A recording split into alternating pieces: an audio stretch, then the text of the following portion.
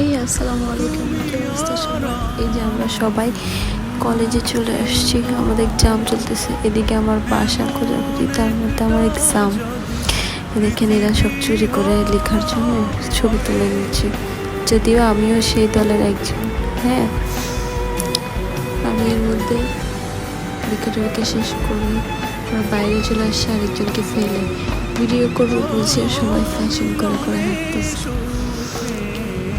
তারপরে আর কি সব কলেজ টলেজ করে চলে গেছে ফুচকা খেতে। এই সব ক্লান্ত ল্যাডের ফেডার করে বসে আছে। দেন কলেজ শেষ করে আবার ছুটতে হবে অফিসে। টাটা। তুমি আমার তুমি আমার প্রাণের চেয়ে